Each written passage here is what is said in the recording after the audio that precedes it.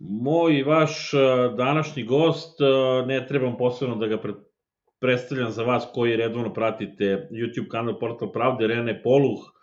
panslavista, humanitarac, čovek koji voli Srbiju i voli Srbe. Još jednom razgovaramo o dešavanjima, pre svega u Slovačkoj, Češkoj, ali uopšte Evropskoj uniji. Rene, pozdrav, mi smo kumovi, nema potrebe za presiranjem. Tako da, evo, hvala ti što si još jednom odazvao da nam daš neke nove informacije o dešavanjima u tvoje dve zemlje u kojima živiš. Takođe, hvala kume, pozdrav svima Srbima u Srbiji i širom sveta, takođe našoj manjini u Srbiji, Slovacima koji tamo žive i poštuju Srbiju. Prvo pitanje, interesuje me dokle stigra afera Lajčak, odnosno Epstein i Lajčak. On je morao da podnese ostavku na mesto savjetnika Fica, da li je to otišlo negde dalje i koliko je cela ta afera uticala na politički život u Slovačkoj. I još jedno zanimljivo pitanje, da povežem s tim, otkud Lajčak uopšte kao savjetnik Fica, imajući u vidu da je Fico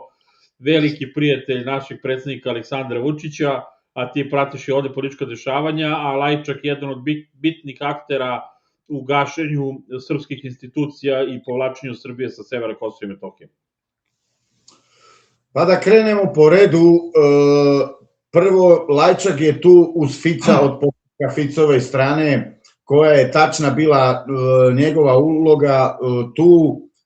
moglo da se vidi u tim spiskovima od Epsteina, da možemo da kažemo na toj nekoj međunarodnoj sceni da je taj glavni bio Lajčak, a ne Fico. Možemo da kažemo, ne znam ko je gazda tačno Lajčaku, ali izgleda da mu je gazda bio baš Epstein. Koliko se vidi i sa tih razgovora između Epsteina i Lajčaka, vidi se da barem u Slovačkoj, ja mislim možda i šire, ali barem u Slovačkoj tu politiku je sa jedne strane vodio Soroš, a sa druge strane je vodio Epstein. Pošto u predsedničkim izborima, kad je pobedila na izborima liberalka Čaputova, o kojoj niko nije znao, imao Lajčak razgovor sa Epsteinom, gde mu Epstein kaže nemoj sad da kandiduješ, već je odlučeno, pobedit će Čaputova. Znači, Epstein je znao da, i on tu kaže da će pobediti Sorošev kandidat koji je Čaputova. Znači, tu je bilo već prije izbora dogovoreno ko će biti pobednik i mislim da to i otkriva u stvari ono što se dešava na izborima, ne samo u Slovačkoj, možda čak i u Srbiji. Tu bi trebali da vidimo i tu možda je i to što si me pitao koje su veze Lajčak i Vučić, možda oni samo dobro znaju od koga su primali pare i od koga su primali naredbine, možda zato su se tako lepo družili Vučić sa Lajčakom. I jedan i drugi sa Sorošem, svakako. Pa, razumeš, moraš sa igračima da igraš i sa jednim i sa drugim i sad zavisi ko ti šta nudi i na osnovu toga mislim da odlučuješ, ali koliko se vidi, Lajčak je bio naravno najviše odgovoran za pregovore sa Epsteinom, koji ja nisam znao da on ima toliku moć da odlučuje o nekim dešavanjima na političkoj sceni tako jako baš u Slovačkoj. Što se tiče toga kad je pokrenula se ta već prvo kad su pokrenuli, to je mislim bilo nekada pre pola godine, kad se objavilo ime Lajčaka na nekim spiskovima od Epsteina, tada je još Fico sa svim snagama branio Lajčaka da ostane njegov savjetnik, iako mogu da kažem glasači Fica, nacionalisti u Slovačkoj, svi su, mislim nacionalisti u Slovačkoj su bili od prvog dana zato što znaju što radi Lajčak u Srbiji, bili su protiv toga da bude on njemu savjetnik. Ali Fico to jednostavno nije hteo da sluša, iako su kasnije to isto rekli i glasači koji glasaju za Smer, zato što jednostavno taj gospodin Lajčak nema baš najlepše ime u Slovačkoj, zato je on i otišao iz slovačke politike u neku međunarodnu politiku kojom se je kasnije bavio. I to što možemo da vidimo da je on dogovarao sa Lajčakom razna dešavanja u Slovačkoj, Epstein sam je bio nekoliko puta u Slovačkoj, koliko se zna imao je nekog pilota ženskog roda iz Slovačke koji mu valjda vozio tu decu, te prominente, nemam pojma ko, ta devojka jednostavno je nestala, ali zna se da je on bio nekoliko puta u poseti kod njoj ili njenoj porodici i takođe kod Lajčaka postoje slike gde se on slikao u Bratislavi.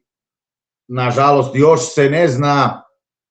šta je on tačno tražio u Bratislavi. Zna se da je od Lajčaka tražio da mu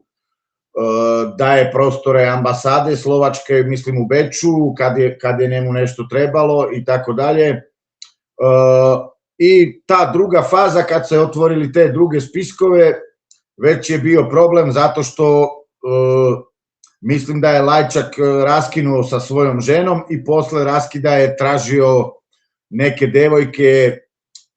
od Epsteina. Ne mogu da kažem da su bili maloletne devojke, koliko se vidi bili su neke u pitanju neke Ruskinje negde između 20 do 30 godina, ali jednostavno Lajčak je pitao Epsteina šta ga ne zove na ti njihove žurke, da bi i on voleo tu da bude sa njima, ali Epstein mu odgovarao na način kao nisi ti u tom fazonu, a gde Lajčak odgovara ti me još ne znaš, kao kad ja dođem u neki stav u kome sam ja fazonu, nešto u tome, ali nije se nigde dokazalo da bi imao Lajčak neku vezu sa maloletnom decom. Sa druge strane, naravno, kad je već krenulo, prvo što je bilo od nekih strane slovačkih patriota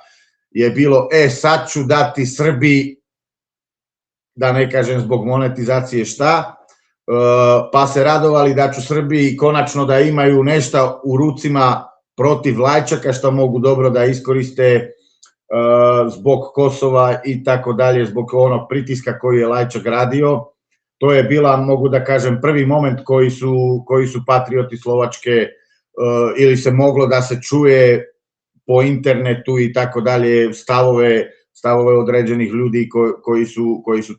koji podržavaju Srbiju i znaju ono što je Lajčak radio u Srbiji. Naravno i posle toga još neko vreme je Fico branio Lajčaka, ali jednostavno u Slovačkoj drže medije liberali, koji naravno koriste svaku priliku da unište Fica i da opet dođu na vlast liberalno. Te liberalne medije,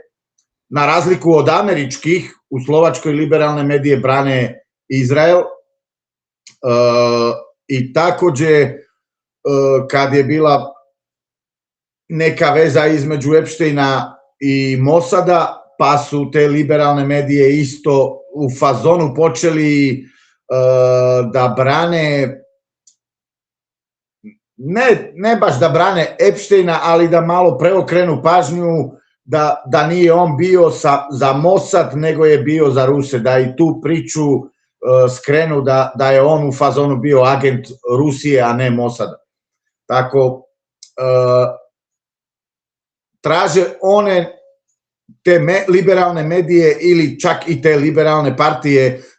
traže način kako da pljuju po Ficu zbog veze sa Lajčakom, iako nije bila potvrđena nikakva veza da bi on igrao neku ulogu ili u švercovanju sa decom ili da je on imao neki odnos preko Epsteina sa decom ili nešto slično. Mi znamo da je u Evropskoj uniji u jednom momentu postala agenda da se dekriminalizuju određene aktivnosti i da se spušta granica godišta kada je zabranjeno ili nije zabranjeno stupati u određene odnose sa maloletnim licima, tako da to ništa ne iznenađuje. Jedino ovo što si pomenuo, povezivanje Epsteina sa KGB-om, to je jedan deo medija, pa čak i alternativnih ovde na YouTube i u Srbiji pokušava. To je jedna opšta sad kampanja koja pokušava na neki način da opere Izrael i Ameriku, kao eto ne bi se to ni dešavalo da nije bilo zlih Rusa koji su sve to organizovali, to je, koliko je to smešno vidi se, pa Rusi bi upotrebili i objavili Epsteinove fajlove dok je Clinton bio na vlasti i dok su drugi akteri tih dešavanja bili na vlasti, ne bi čekali sada da svi spadnu sa vlasti pa da puštaju te informacije, tako da je to smešno, ali to je pokušaj Zapada da se malo opere, jer su samo potvrdili ono što smo svi znali od njima, a to je da su na mračnoj strani i da mnogi njihovi potezi su čak ne izazvani ni interesima ekonomskim, finansijskim, već prosto zlom koje postoji i živi i opstaju u zapadnim političkim elitama. Da li je ta afera potkačila još nekoga, pošto fajlovi se tek objavljuju, ogroman je broj, još nije sve ni što se kaže pročitano, da li ima još aktera iz slovačkog političkog života ili češkog političkog života koji su, ajde kažemo, pomenuti u toj aferi? Ni u Češkoj, ni u Slovačkoj, osim Lajčaka, nije bili istaknuti neki drugi političari osim tog Lajčaka. Naravno, to je opet to što pokušavaju te kao liberalni političari, takođe liberalna medija, koje se trude da po svaku cenu nađu neku vezu, iako samo taj čovek recimo prošao oko Lajčaka, pa oni probaju da nađu nekakvu vezu između toga. Liberalne partije u Slovačkoj se trude da postave optužnicu protiv Lajčaka, iako sami ne znaju zbog čega da bude optužen, zato što, kao što sam rekao, nema tu dokazan neki odnos njegov sa nekom decom ili nešto. Jednostavno, oni bi voleli da je Lajčak prinuđen da govori o svom odnosu sa Epsteinom, i to uglavnom zato što oni imaju u policiji svoje informatore. Možemo da kažemo da je 80% policije pod utiskom liberala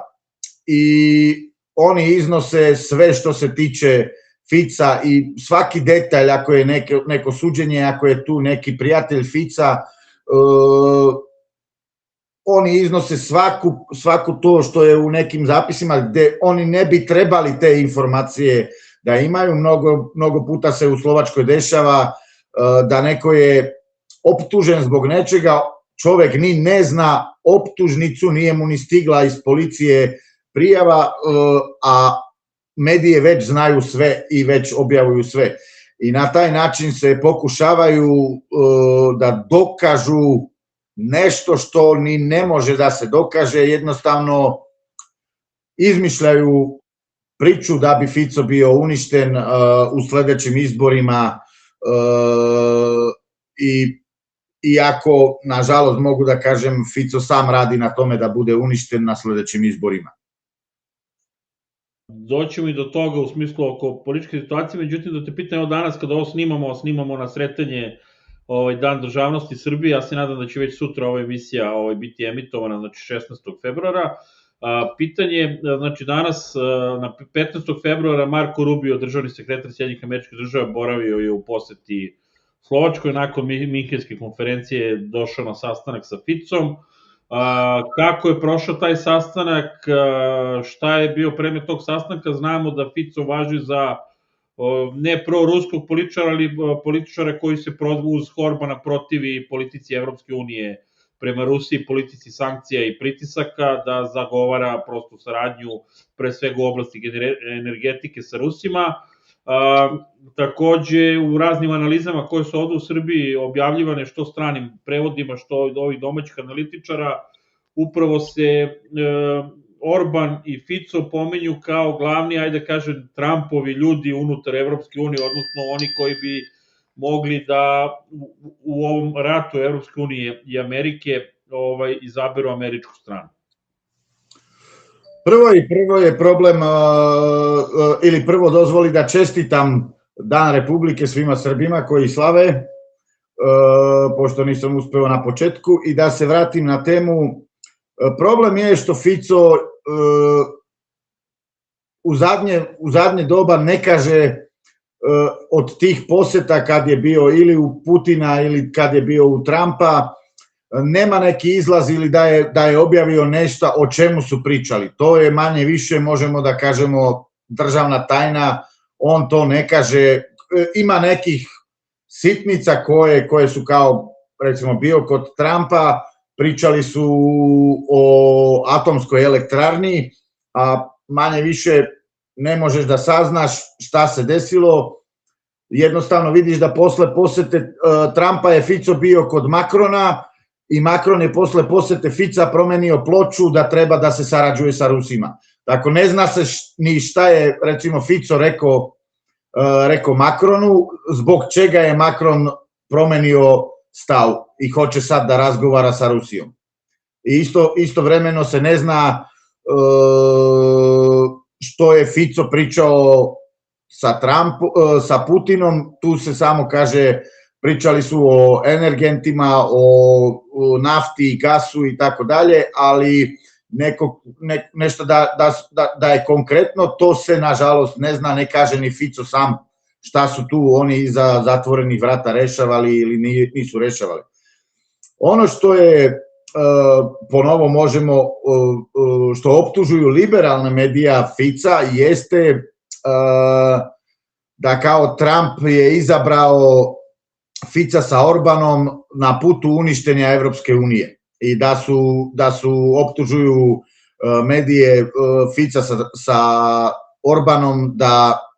oni rade na tome da se Evropska unija raspadne. Iako to što govori sam Fico ne liči na to, iako baš mogu da kažem 70% tih ljudi koji su dali glasove Ficu i celoj vladi slovačkoj, mogu da kažem su ljudi koji su za izlazak iz Evropske unije i oni su, ili mi smo najviše iznenađeni tim što Fico radi. On to zove politika na sve 4 strane, ali sa jedne strane mogu da kažem kao da Fico zna da dolazi kraj Evropskoj uniji i zato toliko često ne samo on, nego i njegovi ministri i poslanici odlaze u Rusiju i u zadnje doba je sve češće što su naši političari u Rusiji na nekim samitima, na nekim skupovima i vidi se da se, ili izgleda da se u Evropi nešto sprema i da Fico sa Orbanom otvaraju neka vrata da bi bili spremni ako dođe krah Evropske unije da se pridruže BRICS-u. Meni najviše liči na to da otvaraju vrata u BRICS. Čak neki Ficovi poslanici kažu ako hoće Evropska unija da i dalje postoji, treba da Evropska unija počne da sarađuje sa BRICS-om. Mislim da i tu se priprema ili taj krah Evropske unije ili da na sledećim izborima će biti u Evropskoj uniji ili u tom Evropskom parlamentu više nacionalista i da će ta priča sa Evropskom unijom biti malo drugačija, već sad imaju problem, iako nacionalista ima u Evropskom parlamentu oko 30-40%, nisam skroz siguran, ali već sad imaju probleme da odlučuju o nekim stvarima. I Rubio je naravno bio u Slovačkoj i vidi se pre toga par sati je bio u Budimpeštu u Mađarskoj sa Orbanom, da se tu nešto sprema što se tiče, možemo da vidimo na osnovu govora koji je imao u Evropskoj uniji Rubio i onda ta poseta, naravno da mu je Fico takođe obećao da će kupiti od Amerike još 4 F-16-ke, mislim da je i to jedan od razloga zašto je tu bio, kao i ta elektrarna koju treba da sredi američki Westinghouse, iako smo do sada pravili elektrarne sa Rusima, a to je, može da se vidi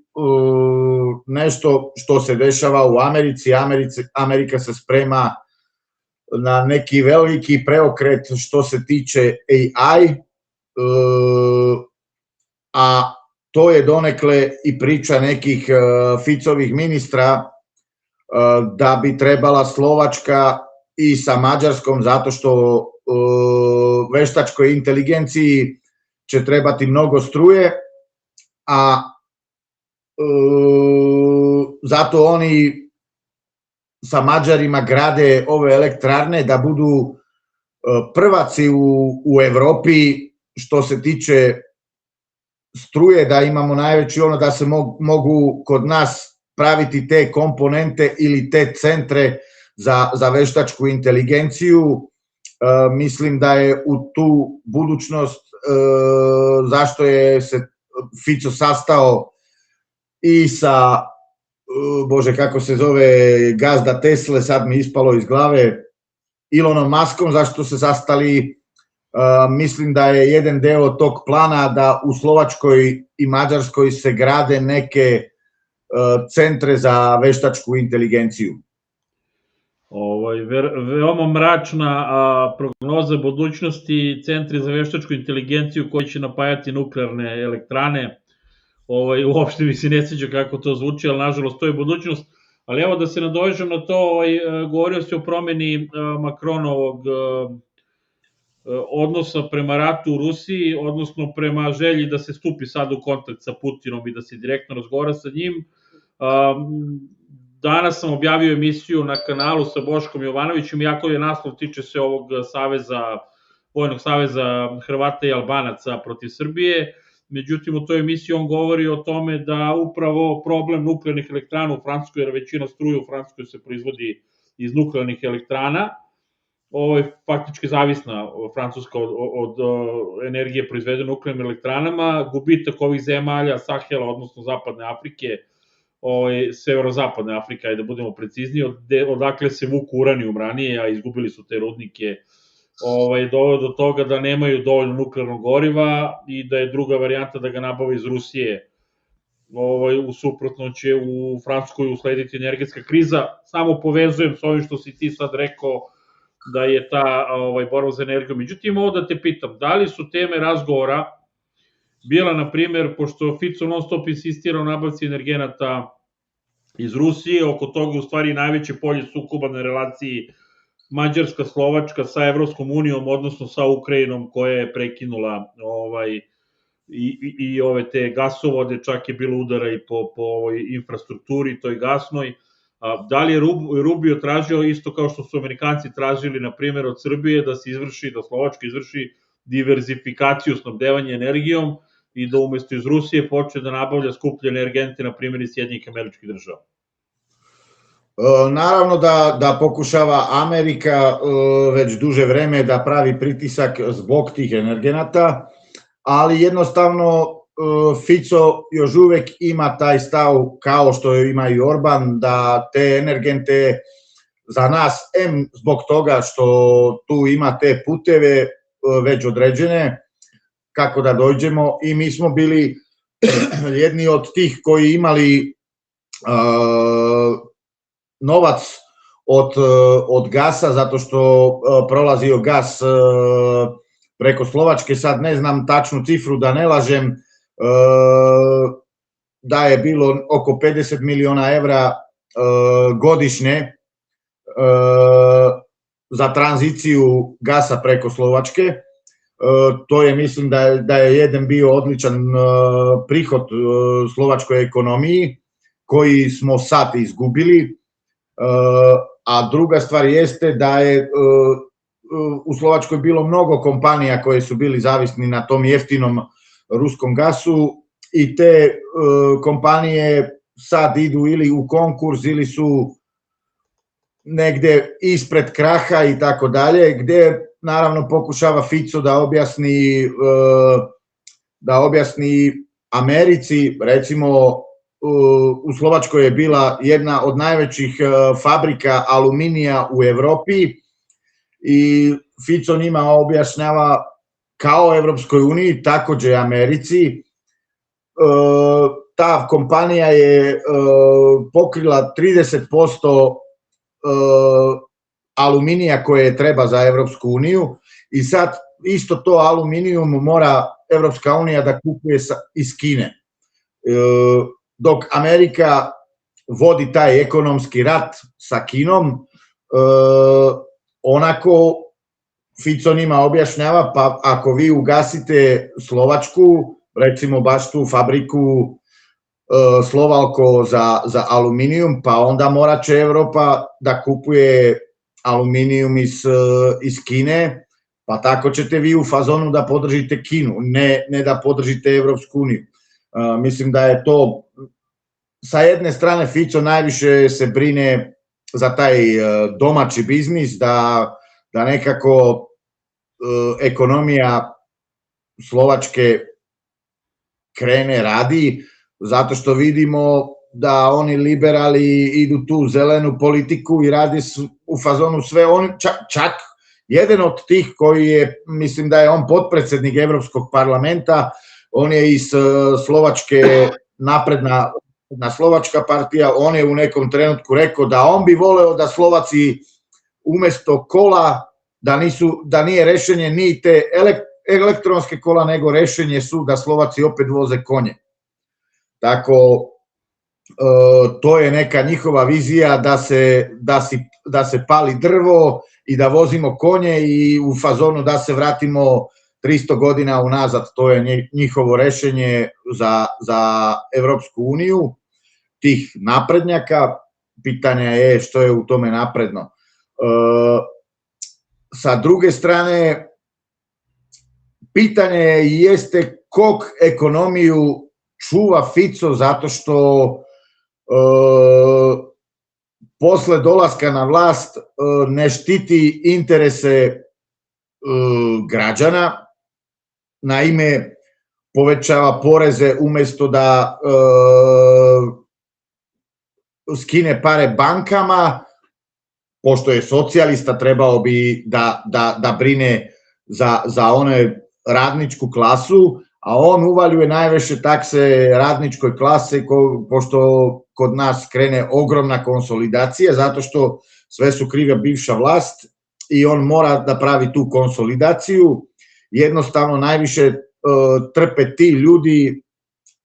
ta radnička klasa koju bi on, pošto je socijalista, trebao da podržava, jednostavno i on kao i ovi ostali političari podržava banke, tako je pitanje u kog interesa je ono što je opšte Rubio bio u Slovačkoj, u kome interesu je to da se pravi fabrika od 15 milijardi dolara, kad moramo imati konsolidaciju, isto doba imamo 15 milijardi dolara za neku fabriku, imamo za još 4 aviona iz Amerike, ali sve moramo da plaćamo mi, obični ljudi, dok Ukrajinci se nama smeju. Najnovije je bilo da su Ukrajinci negde javno rekli da traže od Slovačke i od Mađarske i ostalih zemalja neke teritorije, da se pokrene velika Ukrajina,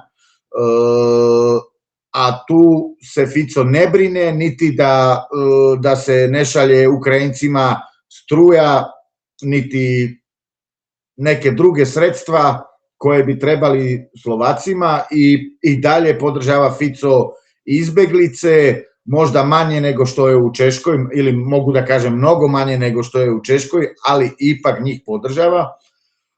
Tako možemo da kažemo,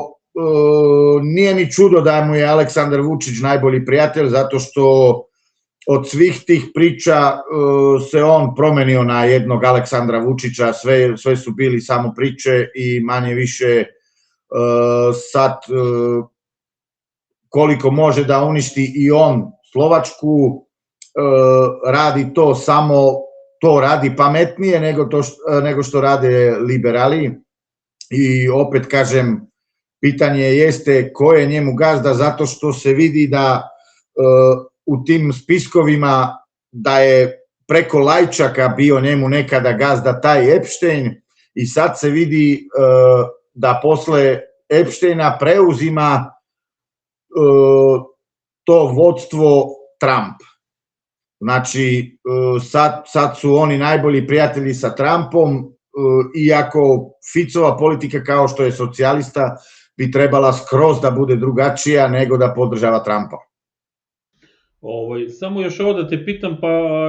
ćemo ući baš u te političke stvari u Slovačkoj. Ja se sećam da je Slovačka ogromni deo svoje avijacije predala Ukrajini, čak sećam se da su bili veliki protesti u Slovačkoj i da su avioni Slovačke poleteli za Ukrajinu tipa 10 minuta pre nego što je trebala da otpočne blokada aviobaze, odnosno veliki protest. Znači liberaška vlada je požurila da te avione podigne i da ih isporuči pre roka koji je bio dogovoren, jer je ogroman broj građana planirao da izvrši blokadu te vojne baze, aviobaze, aerodroma, odnosno da budemo precizniji. Kako je uopšte stanje? Mislim, možda ova kupovina aviona je prosto nužna, imajući u vidu da su liberaši, čini mi se, sve slovačke avione predali i da su u stvari, ako ne grešim, ti me ispravi, pošto sam pratio te vesti, tada kada su oni predavali avione u Ukrajini, tada je bio napravljen već dogovor da će Slovačka kupiti avione od Amerike. Tako da faktički čini mi se da Fico faktički samo sprovodi ono što je prethodna vlada već bila potpisala sa Amerikom, imajući u vidu da ste se faktički razoružali u jednom momentu i ostali bez avijacije. Jesi u pravu i nisi u pravu. Da ako zaboravim, još mi napomeni što se dešava. Prvo, naravno, Fico je obećao, zato što u trenutku kad su prodali avione i druge sredstva, kao što je bilo S-300 i tako dalje, vlada je bila već u demisiji. Oni nije imali ustavno pravo, niti nikakvo pravo nisu imali zato da prodaju ili nisu prodali, pazi, poklone. Izvini, samo da objasni za naše gledaoce, demisija, znači bila je tehnička vlada, vlada je već bila pala, raspisani su ili se znalo da će biti izbori, znači nisu imali pravo da tu vrstu odluke donesu. Samo da objasnim o čemu se radi ljudima koji ne znaju. I tu je bilo mnogo u to doba haosa, bili su na konferenciji premijer i ministar odbrane kaže na istoj konferenciji zajedno kod mikrofona, kaže ministar odbrane, on ima papir od nekog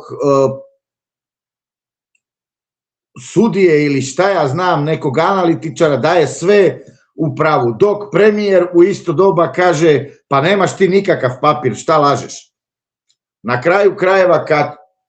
sad su promenili ploču,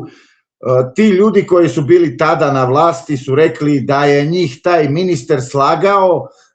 da je on to nelegitimno prodao ili poklonio. Bilo je mnogo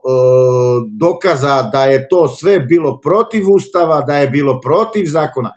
Bilo je podignutih oko 60 optužnica protiv tog ministra. Jednostavno je pre par dana, ne znam kako se kod vas kaže, persekutor. Tužilac. državni tužilac je ukinuo tu optužbu da je bilo sve u redu.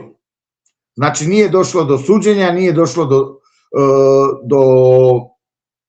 bilo čega, zato što je jednostavno tužilac koji je na njihovoj strani, kao što sam ti prije rekao, da je 70% policije, sudije, tužilaštva je na strani liberala danas. Uz nesreću je baš ovo dobio jedan od tužilaca koji treba i da kasnije bude jednog dana kad opet pobede liberali, pa da bude generalni tužilac. Pa taj tužilac zove se Remata, on je odlučio da je to sve bilo u redu, da ta vlast nije napravila nikakvu grešku. On je rekao da su te mašine više ne funkcionisali, dok se videlo da su sve odleteli iz Slovačke. Čak je sad ministar od Fica, ministar odbrane Kalinjak je izneo papire gde se vidi da su minimalno 10 aviona je bilo u svakodnevnoj koristi vojske Slovačke, znači trenutno Slovačka je u stanju gde naše nebo čuva Mađarska, Češka i Poljska. Mi nemamo, i sa obzirom vidiš kako su Poljaci znali da reaguju kad je njima nešto sletelo, tako ako hoće Srbija da nas napadne sutra, može slobodno, zato što kod nas trenutno nema nikakve odbrane, mogu da bacaju bombe na naše atomske elektrarne, znači oni su predali sve što smo imali. Naravno... Dobro, izvini da te prekinem, jasno, ja sam tad i pratio to preko Pravde i ti si mi čak i slao neke prevode, nego samo kažem da je možda ovo sada što je konkretizovano sa Rubijom u stvari deo tog dogovora koji je prethodna vlada napravila, jer ja se sećam da je i ta predaja avijacije Slovačke u Ukrajini bila u dogovoru sa Amerikancima, u smislu da će Amerika da onda proda neke avione, da se prizna deo novca faktički Ukrajini prodato, s tim da Ukrajina nije platila ništa, a da će to biti prebijeno sa Amerikancima kada Slovačka bude nabavljala nove avione, bar je to tada tako predstavljeno. Samo kažem da je to proces koji je započeo pre Fica, ali on ga je dovršio sada, i to je planira da ga dovrši. Baš sam krenuo na tu temu i to je da jesi u pravu, ali i nisi u pravu. U ugovoru da će umesto tih para koje smo, ili tih aviona i PVO-a koje smo poklonili Ukrajini, da će nama Amerika dati neka sredstva. Njemačka je trebala neke tankove koje nama u stvari ne treba, zato što one tankove koje smo imali iz sovjetskog vremena su bili mnogo bolje nego one koje nam hoće pokloniti Nemačka. Mislim da je to bilo nekih 26 tankova koje je trebala Nemačka da nam da. Do sada je, mislim, stigo 1 ili 2 od tih tenkova, mi smo prodali ili poklonili sve koje smo imali. Amerika nama nije obećala avione. Ona nam je dala neki budžet, sad ne znam tačno da li je bilo 90 miliona dolara, ali u fazonu u tom budžetu su trebali da budu neke helikoptere, ali ono što je najsmešnije, to su helikoptere koje su za mornarice, a Slovačka, koliko znaš, ima nekoliko mora. Tako trebaju nama helikoptere za mornarice, a mislim da su isto obećali neka vozila, sad ne znam da li je bio Bradley ili koji od tih, ali bili su neka stara američka vojna vozila. Uglavnom, ja se slažem što je današnji ministar odbrane rekao već tada, da nama te vozila ne treba, zato što kod nas se pravila Tatra i mi imamo mnogo lepša vozila, ili znamo da uradimo sami mnogo lepša vozila koje su mnogo bolja od tih američkih, i odgovarajuće našem terenu koji se nalazi u Slovačkoj, zato što se vidi u Ukrajini da te američka vozila su nesposobna. Tako te avione, to je bilo van budžeta koje su bili, ja sad mislim da je bilo 16 ili 15 ili 20, ne znam tačno, tih američkih aviona koje su bili van budžeta koje je ona prethodna vlada već dala novac, a one 4 dodatne koje je sad obećao Fico, to je isto van budžeta.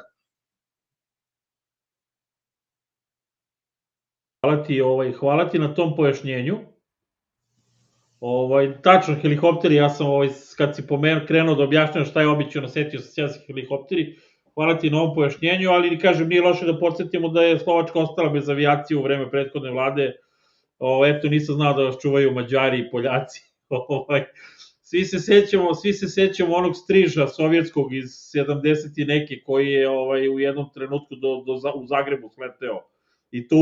Ukrajinci su ga ispalili, on se nešto poprljavio i da je preletao sve zemlje NATO do Hrvatske i da niko ga nije ni primetio, a kamoli oborio. I srećom sletao je u Zagreb mirno, nije pogodio neki civilni cilj i slično. Sada te pitam ovo, pomenuo si da kakva je situacija sad, da Fico će najvjerojatnije izgubiti sledeće izbore. Mi znamo da je od početka Ficove vlasti, da ne pominjemo i atentat na njega, ali da su bili protesti, to ozbiljni protesti ove proevropske liberaške opozicije. Međutim, i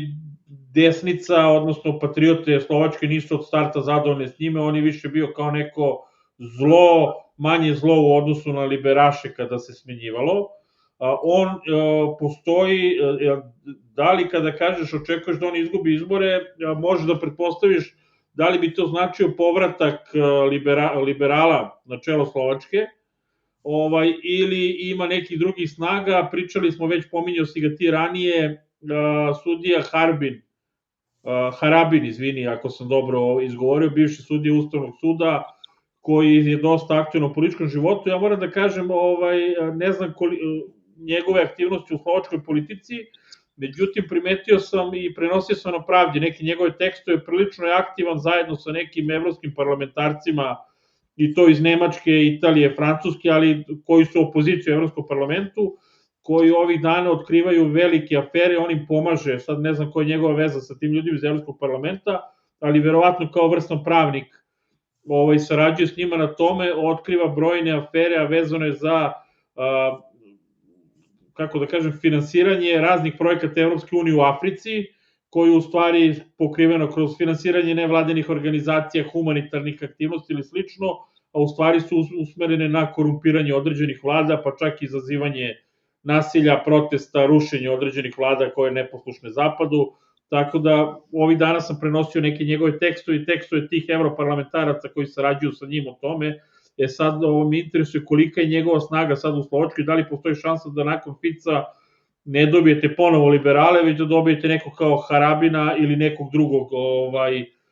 ajde kažemo, proslovačkih političara, odnosno patriotski orijentisan.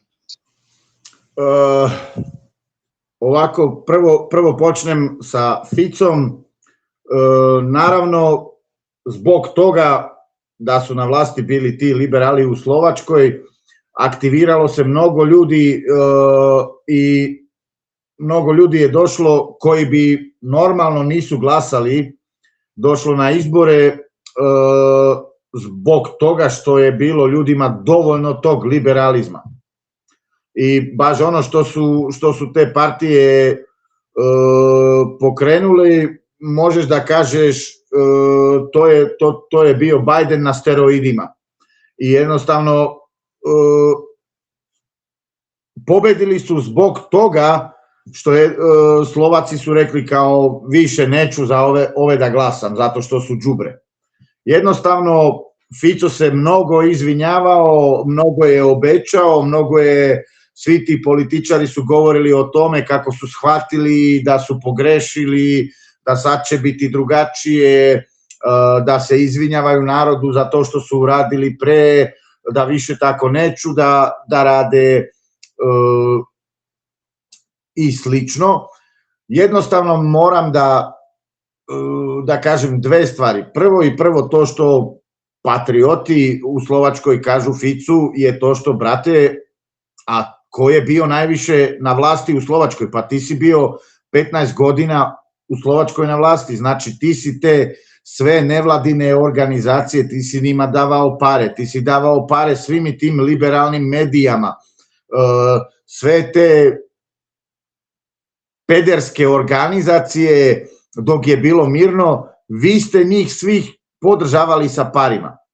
a sad ste se kao okrenuli. Ok, mi smo znali da nema šanse da se napravi vlast bez njega, ali jednostavno, nažalost, recimo ona najveća patriotska stranka Republika, oni nisu prošli cenzus za 0,01%. Njima falilo bukvalno 0,1% da budu u Skupštini, već bi bila malo drugačija priča da su i oni uspeli, bili bi su dve nacionalističke partije na vlasti. Ali mnogo tih nacionalista koji se bojali, radije su dali glas Ficu nego da su dali tim nacionalističkim partijama. Zahvaljujući tome je Fico debelo pobedio, ali nažalost neke od tih nacionalističkih partija nisu uspeli u Skupštinu. Jednostavno moram da kažem da nažalost neke zakone ne idu na ruku Ficu. Sa druge strane, ima tu, kao što sam rekao, tu u policiji, u tužilaštvu, sudije, koje jednostavno idu protiv Fica i nažalost on nema neku mogućnost da se protiv njih brani, zato što sve te optužnice koje su bili protiv ovih liberaša, gde se moglo da se dođe do neke istine, sve su bili bačene sa stola, zato što tu su jednostavno neki ljudi, ali ponovo moramo da kažemo da ti ljudi su uspeli tamo gde jesu, zahvaljujući zbog Fica. Mnogo tih današnjih liberala, to su ljudi koji su nekada davno počeli u Ficovoj partiji, samo vremenom su osnovali svoje nove partije. Danas jedan od Ficovih,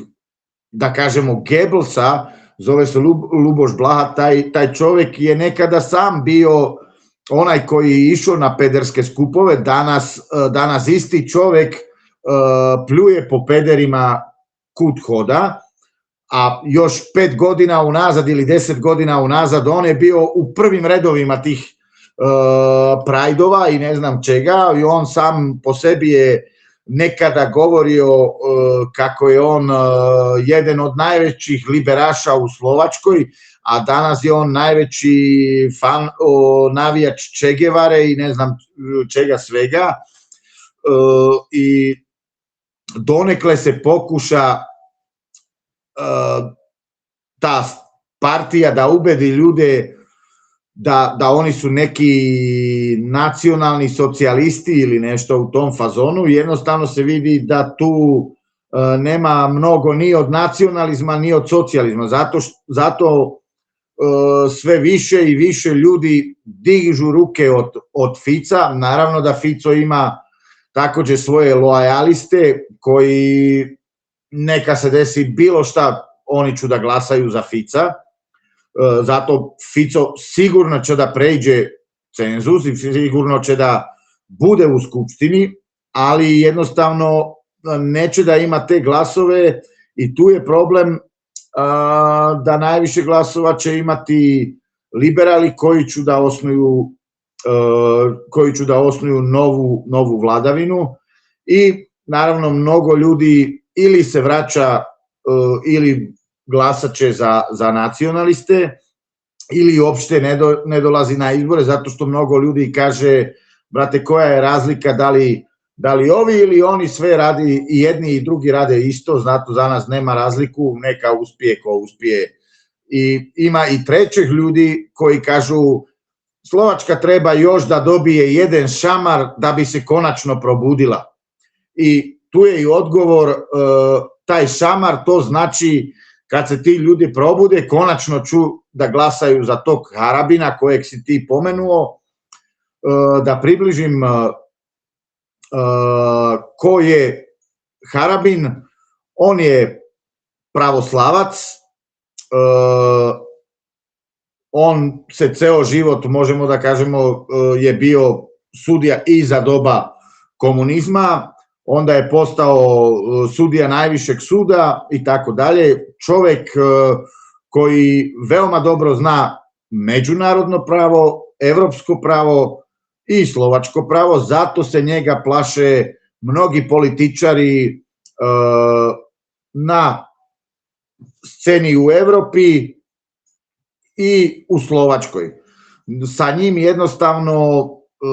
niko neće da se igra, zato što mogu da kažem, bilo je podignutih mnogo optužnica protiv njega, do sada za celo to doba, koliko znam, niko još nije uspio da ga osudi. Mogu da kažem jedno zadnje što je bilo recimo neke 4 dana unazad, gde je bio on da podrži nekog običnog građana slovačkog, gde je on rekao sudiji, pa gospodine, vi kršite pravo, i na osnovu toga sudija je rekao policiji da ga izvade iz suda. Policajti nisu ga dodirnuli zato što on je počeo sa njima da govori, da shvate da sudija prekršava zakon i ako on pobedi, oni će biti prvi ko će biti optužen. Zato i možemo da kažemo čak i Fico se njega plaši, zato Fico na predsjedničkim izborima nije podržavao Harabina, nego je podržavao ovog predsjednika koji tamo jeste, zato što se ga mnogo plaše, iako je mnogo puta Fico i ostali iz njegove partije morali da kažu u televiziji,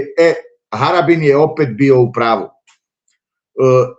Mnogo puta to je jedna česta govornica Fica, iako se sa njim ne slažem, Harabin je tu opet bio u pravu. Možemo da kažemo da Harabin je već trenutno penzista i kao penzioner i kandidat na predsjednika opet će da kandiduje na predsjednika države. On je postao, možemo da kažemo,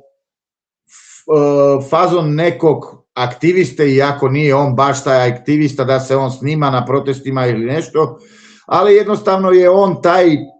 koji odlazi na sudove običnih građana, gde on ne kao advokat, ali kao suvetuje advokata ili dobacuje sudiju gde je prekršio zakon i tako, kažem, fazon kao neki aktivista, ali pomaže on običnim građanima što se tiče slovačkog prava i kao što si ti pomenuo, zato što se za njega zna da je on, što se tih zakona tiče, veoma pametan i u međunarodnom pravu i u evropskom pravu, tako sa njim sarađuju i mnogi političari, da kažemo, evropske desnice ili konzervativca iz Evropske unije.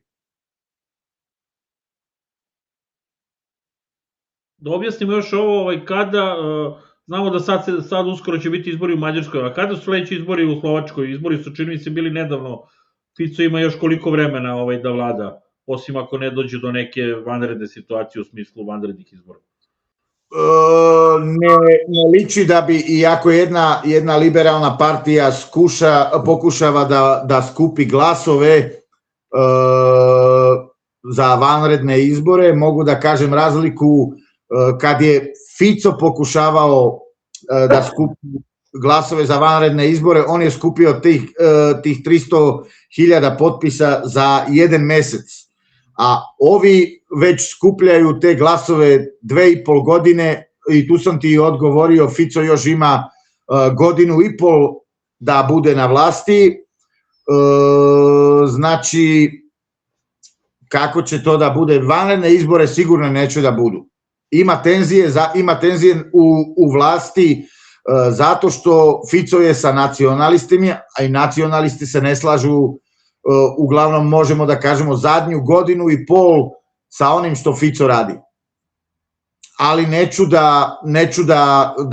da bi bili vanredne izbore, zato oni ne odlaze od Fica, podržavaju i dalje njegovu vladu. Ima tu, možemo da kažemo, u narodu ministri koji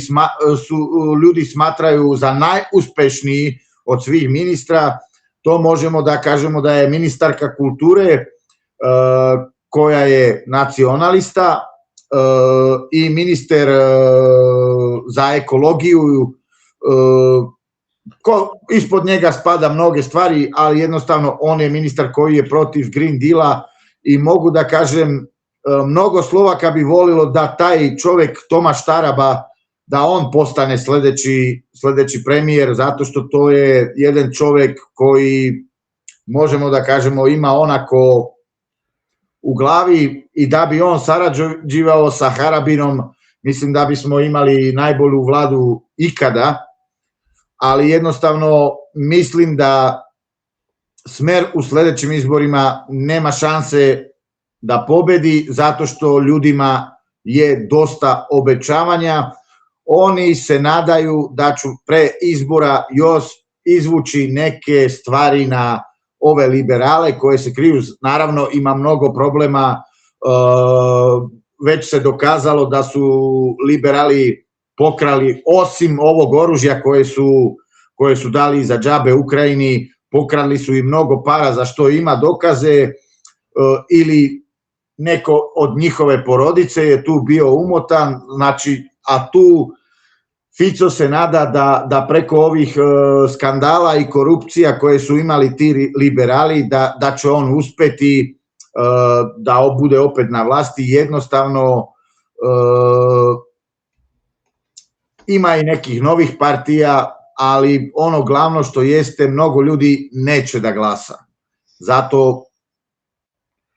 ne znam, trebali bi više da počnu da se brinu za ljude i ona osnovna tema koja je bila Ficova, koja je bila izborna tema broj 1, i to je bila jeftina hrana. I jednostavno od te jeftine hrane nema ništa. Nama je zbog Fica hrana u Slovačkoj poskupila mnogo, i recimo ja lično kad idem u Slovačku, ja kupujem hranu u Češkoj, da ti kažem, ima nešto slično o vašoj kofti, pa da proceniš, u Češkoj kupujem 2 litre te kofole za 20 kruna, u Slovačkoj ista kofola košta 60 kruna. A 60 kruna ti je 1,5 evra ili tako nešto. Šta je kofola, nisam te razumao. To je nešto slično vašoj kokti ili take nešto. Aha, sok. Da. Dobro. Ajde tamano, hteo sam da pređemo i na Češku, i naletih na vest danas da je češki predsednik Babiš najavio formiranje nove frakcije u Evropskom parlamentu, imajući u vidu da je njegova stranka opozicija u Evropskom parlamentu, frakcije koje će se boriti protiv zelene agende, a sad si pomenuo o slučaju ovog slovačkog ministra koji se isto bori protiv toga, i protiv migracione politike koju ima Evropska unija. I on je objavio to na društvenim mrežama, da je pozvao i Ficovu stranku da se pridruži njegovoj frakciji, a da je već Le Penova i ne znam već još iz kojih zemalja, uglavnom desničarske partije su prihvatile već da se pridruže. Pa eto, nek bude to uvek šta se dešava u Češkoj i koliko je Babiš uspeo da promeni smer kojim Češka ide, imajući u vidu da je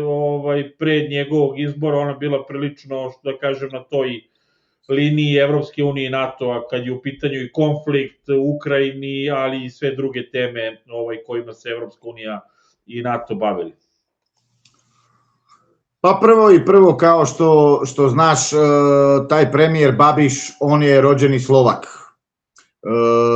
Ali on je posle, kad se Slovačka sa Češkom podelila, on je ostao u Češkoj i primio je češko građanstvo. Ipak dan do danas u Češkoj skupštini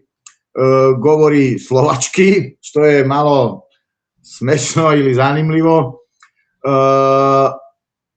Fico ima veoma dobre odnose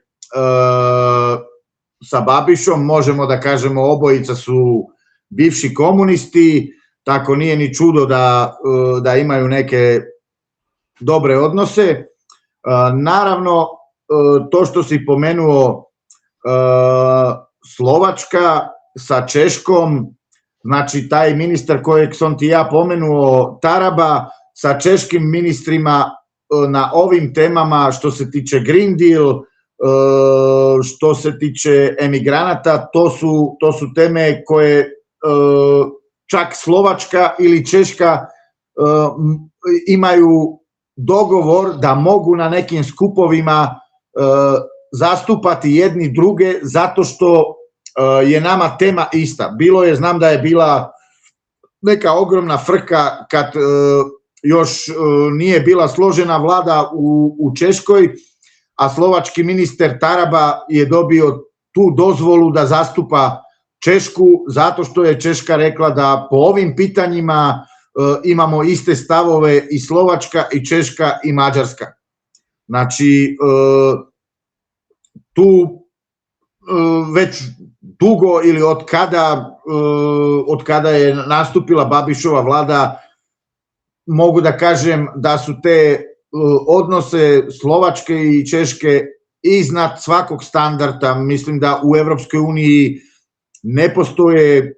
dve države koje bi imali ovakve nadstandardne odnose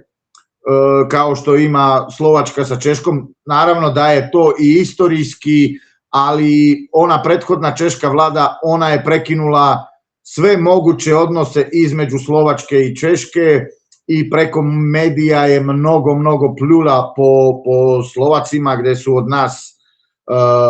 nazivali su nas Srbima, Rusima, nacistima, fašistima, zato što smo sebi dozvolili da imamo neki drugi stav nego ostali u Evropskoj uniji. Izvini malo da se nasmejem, nadam se da te nije puno uvredilo kad su vas nazivali Srbima. Mogu da ti kažem, svi u Slovačkoj se tome smeju, još oni kao da ne znaju da nama to još više znači nego da bi rekli da smo Evropljani. Meni je to smešno kao neki strani klubovi kad dođe ovdje iz regiona, iz bivših republika, pa onda vređaju kao naše navijače, viču im četnici. Ne znam šta bi to treba tako da to, ali dobro, pošto smo mi mali Rusi, možda ste vi mali Srbi, ili tako nešto, izvini, sad zaboravio sam bitno da kažem da je Orbanov Fides naravno u koaliciji u Evropskom parlamentu će biti, to je bit će u okviru te nove Babišove frakcije. Ovako, ne znam, iskreno da kažem za tu Babišovu frakciju, da li je neka nova, ne znam, zato što... To je oni to danas objavio, to je najnovija informacija. Zato što ima tu frakciju Patrioti Evrope, koja jeste u Evropskom parlamentu, već ne znam od kada su bili evropske izbore, ta frakcija tu postoji. Znam da je već tada bila Le Penova otvorena saradnji, a ima uglavnom dve, ili mogu da kažem ima u Evropskoj uniji ima tri frakcije. Jedno da kažemo je neka ekstremna desnica koja sarađuje i glasa za iste stvari kao što glasa ovi patrioti Evrope, koje možemo da kažemo da su neka umirena desnica, i onda ima konzervativisti Evrope, koje su razne hrišćanske partije i tako dalje. Možemo da kažemo da ove tri frakcije su na jednoj liniji i možemo da kažemo da glasaju manje više za iste stvari, ako to nije nešto što se tiče nekog regionalnog zakona ili bilo čega regionalnog, da se tiče recimo samo Poljske ili samo Mađarske, tako onda glasaju svi po sebi, ali ako se tiče nekog odlučivanja što dotiče cele Evropske unije, na primer migracija ili taj Green Deal, onda ove tri frakcije drže zajedno. Dobro, to je da li ima još nešto bitno oko Češke što bi trebali da pomenemo ili što bi bilo interesantno ljudima ovde? Ako mogu ljudi da pogledaju, baš je od danas snimak kako je jedan novi češki ministar na sastanku negde u Evropi pljuo Hillary Clinton, koja je tamo ili pljula po Trumpu, i kao oni su hteli ne znam šta za Evropu, pa preporučujem ljudima ko zna engleski da pogleda taj snimak. Čovek je Hillary Clinton ugasio u 2 minute i to je bilo tako fenomenalno. U fazonu, on je njoj rekao samo istinu u oči, što mislim da do sada njoj niko nije bio u Evropi sposoban da njoj kaže istinu u oči, da su u fazonu krivi oni za sve ono što se dešava u Evropi. Osim toga mogu da kažem da trenutno je Češka na lepšem putu nego što je bila. Mislim da će biti češka politika veoma slična onome što radi u Slovačkoj Fico, samo naravno sa razlikom zato što godinama je u Češkoj bila propaganda protiv Rusije veća, zato hoda tu babiš po tankom ledu, ne može on otvoreno ili ne može on tako kao Fico da ode u Rusiju, mora da dočeka da ode neko prvi sa zapada da bi mogao i on da ne bude problem, to je ta razlika, ali mislim da osim toga će biti češka politika više nego veoma slična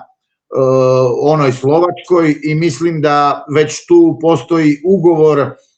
između Češke, Slovačke i Mađarske i naravno se trude da uključe Poljsku u tu priču, da sarađuje i Poljska zajedno, samo još nije ta konstalacija u Poljskoj ispravna. Nadamo se da Orban pobedi u Mađarskoj i da se ta politika nastavi. Mogu da kažem da se tu možda čak, to je i priča i Fica i Orbana, da se otvori saradnja ili Fico i Orban bi voleli da se počne sarađivati vojno sa Srbijom, da imamo neku tu zajedničku odbranu protiv tih emigranata, da bi se mogli ti emigranti izbacivati već na granici Srbije. To je jedna od tih priča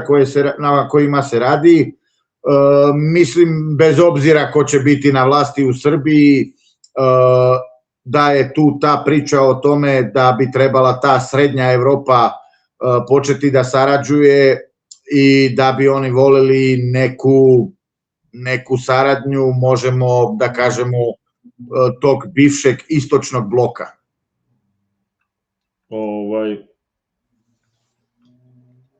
Izvini, malo sam se izdekoncentrisao dok sam saslušao, volim kad napraviš ove veze sa Srbijom. Da, u stvari ovo sam hteo da kažem, da Babiš ima i problem taj što je predsednik Češke i dalje Peter Pavel ili već kako se zove, koji iz ove prethodne ekipe, tako da osim što je postao predsednik vlade u zemlji koja je bila izrazito antiruski orijentisana i vodila potpuno suprotnu politiku od ove koje on vodi, ima i predsjednika koji je iz tog prethodnog kruga ljudi. Pitanje jeste koliko će taj predsjednik još da ostane na vlasti, zato što je on prekršio Ustav i nije primio jednog ministra i taj ide sad da se sa njim sudi i počinju da isplivaju mnoge stvari zbog čega on je tu bio smatran kao neka politička ikona tog liberalizma. Jednostavno isplivalo, na primjer, baš danas da neki ljudi iz grada gde je on živeo su objavili neke informacije o tome kako je on tukao svoju ženu i to mnogo jako, da je bilo baš problema sa njim i počinu na osnovu toga da počeo da se igra sa lošim ljudima, počinu da isplivaju neke stvari o njemu, pa je pitanje da li će on da ostaje do kraja predsjednik ili možda će da pobegne još prije toga, zato što je i on krenuo na tanki led i sa srećom još uvek tu, barem u Češkoj, pravo funkcioniše, ti sude nisu tu okupirane liberalnim snagama kao što su u Slovačkoj, zato ima u Češkoj još po ovom pitanju nade da će biti stvari malo drugačije, iako Češi neću biti ti koji bi imali te neke bratske odnose sa Rusijom kao što imaju Slovaci, zato što ne znam, već smo o tome pričali, ta propaganda koja je uspela u Češkoj, u Slovačkoj nije uspela, a Slovaci nije imaju toliko loše odnose sa Rusima, nego čak bi mogao reći obrnuto, ali ima tu drugih političkih snaga gde bi, mislim, Slovaci bili mnogo otvoreniji saradnji sa Rusima nego što je to sad trenutno, ali Češi bi voleli da imaju isto korist od toga ako bi već Slovaci krenuli, zato što su Češi mnogo ljubomorni na Slovake, ako imamo mi nešto bolje i oni žele da to imaju, tako je moguće pitanje ako bi počelo nešto u profitu Slovačke, neka saradnja sa Rusijom, voleli bi i Češi uskoro da to imaju. Evo mogu da pominjem, pošto su sad olimpijske igre i Slovaci imaju u hokeju mnogo igrača iz Ruske lige, naravno da je Češka televizija pokrenula prvo neko pljuvanje, da su Slovaci opet nacisti i Rusi i ne znam sve što moguće jesmo, zato što smo sebi dozvolili dovoditi Slovake koje igraju u Ruskoj ligi, a Češi njih, ima naravno igrača i čeških koji igraju u Češkoj ligi, ali oni njih nisu uzeli u tim. Jednostavno Slovačka je u grupi druga, što je veliko iznenađenje i moraju Češi da priznaju da su zahvaljujući i tim igračima iz Ruske lige koji su naravno dali gole i počinu i Češi malo da okrenu priču da bi možda bilo dobro da i oni imaju igrače iz Ruske lige, znači zato što oni se smatraju uvek bolji nego Slovaci i kad Slovaci igraju bolje hokej nego što igraju Češi, onda su ljubomorni i tako mislim da je sa svim, tako se nadam da ćemo mi Slovaci još više sarađivati sa Rusima da bi u budućnosti i Češi mogli da sarađuju sa Rusima. I pokažete put. Ja ću te samo zamoliti, poslaćeš mi taj snimak posle emisije Hillary Clinton, pa ću ja mogu da okačim ovde u linku ispod emisije da ljudi nađu, da ne bi morali da traže, a ako je zanimljivo, ako je na engleskom da mogu da prevedem i ja, ili ako je kratko pa ti da mi prevedeš, da objavim i tekst na Pravdi, tako da ljudi mogu da vide to što si pomenuo.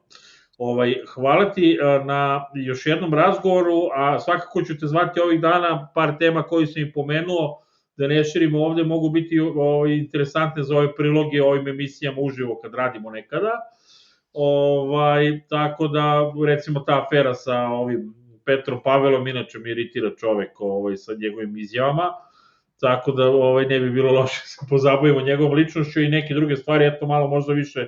pažnje da obratimo na to šta Harabin radi po Slovačkoj. Kažem, igrom slučaja, ja sam video taj deo njegove aktivnosti, a vezane za otkrivanje afera Evropske unije, pogotovo, nisam rekao ključnu stvar, deo tog novca koji je išao za Afriku, u stvari nije ni stigo do Afrike, pokraden je. A i ono što je stiglo nije otišlo za ono što je trebalo, nego za sprovođenje mračnih planova, da kažem, Evropske unije. Tako da, eto, hvala ti na još jednom razgovoru, da objasnimo, sigurno će biti pitanje i za tebe, slika neka skeleta, a